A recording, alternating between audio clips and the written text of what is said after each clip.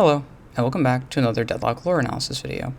Deadlock is a game that has many heroes that are examples of classic literary archetypes and flips them on their head in unique and interesting ways. Today's archetype that we're going to be looking at is cosmic beings come from the genre of cosmic horror, or Lovecraftian horror, as the terms are often used interchangeably. This being due to the fact that H.P. Lovecraft popularized the genre of cosmic horror with his story, The Call of Cthulhu. Lovecraftian horror is more specifically cosmic horror filtered through H.P. Lovecraft's Cthulhu mythos.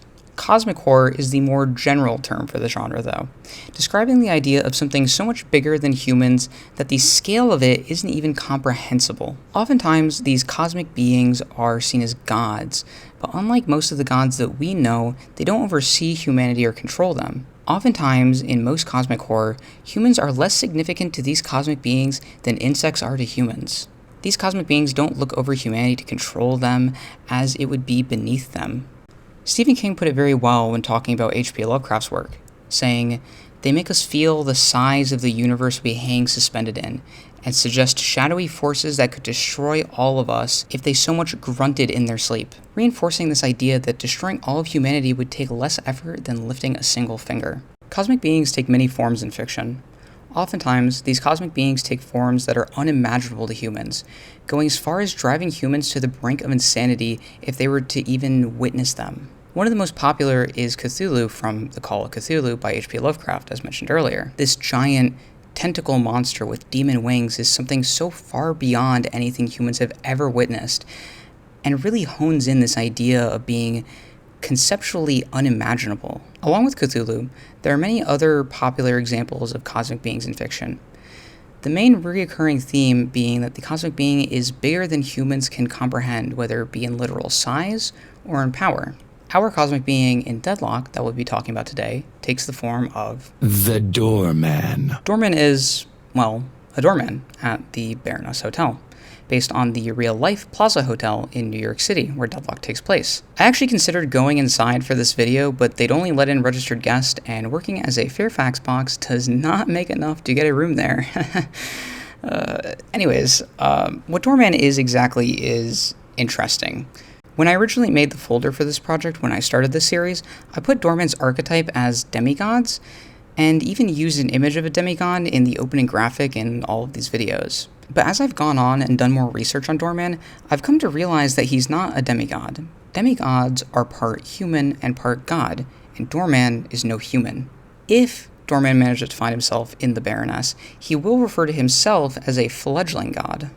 Reality twists and bends around you. How can this be? Has the Baroness turned on its loyal servant? Or has a fledgling god lost his mind in the face of the patrons? Fledgling meaning immature or inexperienced. This term is often used in vampire media to refer to someone who has recently turned into a vampire as a fledgling vampire. In the context of this quote, it can show that Doorman is less of a high-tier human and more so of a low-tier god in comparison to something like the patrons, since he mentioned the possibility of losing his mind when facing them. Or has a fledgling god lost his mind in the face of the patrons? Despite this, Doorman definitely seems to be old by human standards, just young in the standards of a god. When killed by Venator, he is unsure what Doorman is, but can tell that he's ancient and powerful. He was ancient. Powerful. That was no Doorman. Despite being a monster hunter for the Vatican, Venator is ultimately unsure what Doorman is, and says that he needs to speak with the others, presumably at the Vatican, about the Baroness. I need to speak to the others about the Baroness. What the hell is that thing? Additionally, Seven, who is quite possibly one of the most powerful magic wielders in all of Deadlock, also has lines saying that he is unknowing of many of Doorman's secrets. I will know your secrets, Doorman. Oddly enough, the only person who seems to know precisely what Doorman is Mina, who recognizes that he is a cosmic being and refers to him as such. Of course they left it to me to kill the cosmic being. Many other ritualists recognize Doorman's power, but don't seem to fully grasp what he is. It does appear that he is somewhat on the level of the patrons, having voice lines referring to himself as a patron, and referring to the patrons themselves as old friends, implying he once knew them. Don't you fools get it? I am the patron you should worry about angering. It was so nice getting a chance to summon old friends. How exciting to see City Mother and the Amber King once more. While Doorman's power might not be on the level of the patrons, the power he does wield seems to be capable of warping time, space, and reality. Doorman does this with his abilities like his doorway and his hotel guest. With his doorways, he will refer to them as a method of bridging the gap between reality and using them to cross time and space. To those with real power, the rules of reality are mere suggestions. We will stride across time and space. I will bridge a gap between reality. And with his hotel guest ability, where he sends other ritual participants to what appears to be a crumbling part of the Baroness, he will refer to it as warping time and space as well. Ready to warp time and space. Doorman has all of this reality-bending power. What he could possibly be using that power for leads us to ask the question, what are Doorman's intentions? Doorman has a lot of dialogue referring to a time in which humanity was at the will of his power, and he would do with them as he pleased, stating multiple times that he used to torture man and was feared by them. I haven't slaughtered man like this for years. What a treat! I forgot how wonderful it can feel to be feared. It seems he was never stopped from enacting this torture that he would inflict on mankind, but instead that he just got bored and decided to stop. With his boredom, he decided to serve mankind instead, as in a conversation with Paige, he says it retains its charm. So how long have you worked at the Baroness? Since its inception. You must like it then. Well, I tormented man for so long that serving them still retains its novel charm. What? Don't worry about it. The ritual is about to begin. Doorman seems to take quite a bit of pride in working at the Baroness and serving humanity. He talks about it quite highly. He oftentimes talks about the many amenities at the Baroness and has often suggested that other ritual participants come by the Baroness after the ritual is over. You know, you don't have to complete the ritual. You could come to the Baroness for a spa day. The sooner we complete the ritual, the sooner I can return to my duties at the Baroness. Bebop, if we survive the ritual, please let me treat Miss Shelley to a spa day at the Baroness. That's rather kind of you. Thank you. I wish I could offer more for her. Well, that's what the patrons are for, mate. After the ritual, you should stop by the Baroness. Our house tailor is top-notch should any part of you pop loose. That place might be a little fancy for someone like me. Oh, the Baroness does not discriminate, my friend. I assure you that you will be well taken care of. Doorman seems to take real, genuine pride in his servitude, even going as far to let wealthier patrons at the Baroness walk all over him to maintain his professionalism, and kick out anyone he sees as a disruption to the Baroness. I hope you don't expect a tip for helping me. I wouldn't dream of expecting anything from you, Lady Geist. How are you doing, Miss Ha? I try not to talk to the help. Very well. You get kicked out of brunch one time and everyone thinks they know you. That's for kicking me out of the Baroness.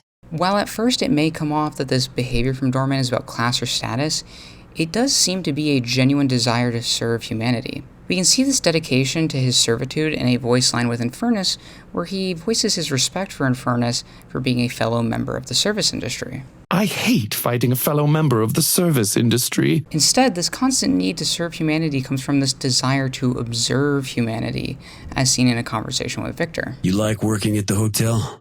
I do. It's quite rewarding. Catering to rich people is rewarding? Observing humanity is. We can also see in a conversation with Paige that despite all of this power, he is dedicated to using it to serve humanity instead of rule them, which he is very well capable of. So what's your name? I am the Doorman. Well, I know that's your job, but what's your name? The Doorman. Well, that's not your name. It's not, but for my purposes in New York, it helps me stay grounded that I am here to serve and not to rule. What if I called you Brian? No. We can see how Doorman uses his powers to observe humanity in his interactions with other heroes when it comes to using his ultimate ability. It's when Doorman uses his hotel guest ability that we can see the true extent of Doorman's observing of humans. One of Doorman's most unique features is his voice lines he'll say when he uses his ultimate ability on other ritual participants. The way that Doorman's ultimate ability works is that when he casts it on any other hero, it will send the target's physical body to be a guest at the Baroness Hotel. The guest is to promptly make their way to the exit elevator, where they'll be sent back to their original position. If the ritualist that he casts his ultimate ability on makes it to the elevator, they will pay for their cost of stay in the form of spirit damage. If they fail to check out on time, they will pay an additional spirit damage. It's during other ritual participants' stay at the Baroness that Doorman will make observations on them. He will oftentimes speak about information that only they know or events that have yet to transpire. On the Deadlock wiki, it states that Doorman is most likely telepathic and not omniscient, citing his ult line with Warden, which starts with, "What do you want, Warden?" Although the remainder of this voice line is immediately followed by Doorman referencing Warden's backstory, which is related to exactly what he wants. "I can't restore the childhood you were denied, but you can be happy here. All you have to do is choose to stay." It is also stated that, like Doorman, the patrons don't seem to know exactly what Warden wants either, but even if this is true, it's most likely a Warden-specific thing, as part of his life's purpose is to take down the patrons, and if Doorman and the patrons can't read his thoughts, it's more likely that part of his life training taught him to repel this type of magic. We can see that Doorman's observational powers are much greater than just being telepathic, as he seems to be capable of knowing about people's past and futures. One example of him knowing a great bit of detail about people's past is Mina and Grey Talon. Mina, Mina, Mina. Your future was stolen from you by an assassin's bullet and replaced with the promise of eternal youth. We both know how well that's turned out for you. You're a child just learning to play a game that others have spent hundreds of years perfecting. You are destined to fail. Wesley, you dedicated your life to protecting others, but in the end you couldn't protect your son, or his wife, or their children. How many moments of their lives did you miss because you were too busy?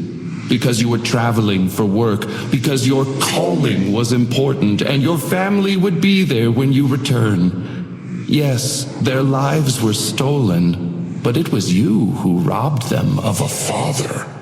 Well done.